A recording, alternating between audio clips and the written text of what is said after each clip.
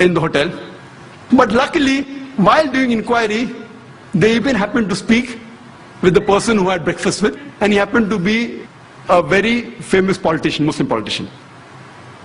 So when the chief of that area, of that police station, spoke to him, that you were looking for these terrorists, he said, what nonsense they're talking.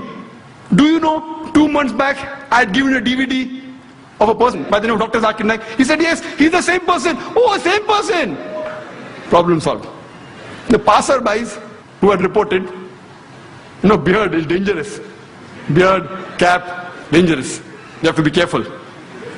But again, God's help, Allah's help, and I'm safely back here, otherwise I wouldn't have been here to give the talk.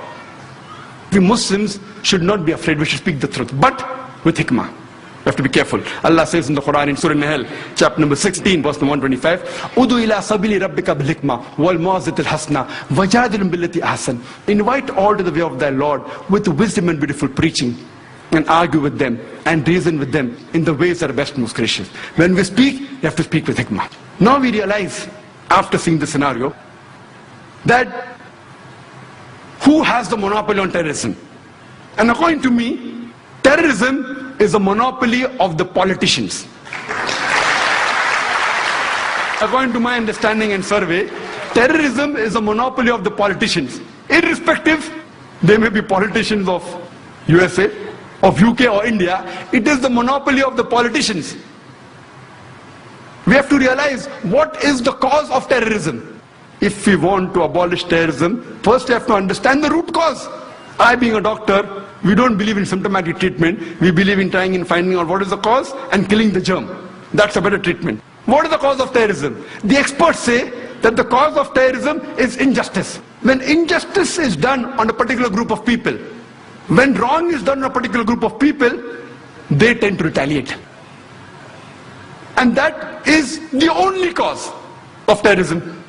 And when we realize that whether it be the 9/11, the destruction of the Twin Towers in New York, whether it be the 7th July, the bombing in London, or the serial bomb blast 93 in Bombay, or the recent bomb blast on 11th of July, whether it be the thousands of people killed in Afghanistan, in Iraq, in Gujarat, in Bosnia, whether it be in Palestine, in Lebanon, we find that behind them, the main cause are the politicians.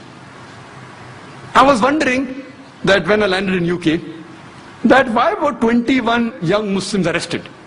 The government said we were keeping track on them for several months. Many people I met who knew these people who were arrested personally. They said impossible. They can't be involved. What we realized, that the people wait, when should this news come out? At that time, Israel was attacking Lebanon. Thousands of people were killed. The Britishers were objecting. So then you have a diversion. 21 Muslims supposed to bomb the airline are arrested. It's a bigger news, so people forget about thousands of innocent people being killed in Lebanon. Same thing in India, Kargil. Any problem, politicians talk about Kargil, talk about the enemy, Pakistan. Diversion, politics, whether it be in USA, whether it be in UK, whether it be in India. The major cause are the politicians. We know that our country, more than 60 years back, they were ruled by the Britishers, and they had a policy of divide and rule. More than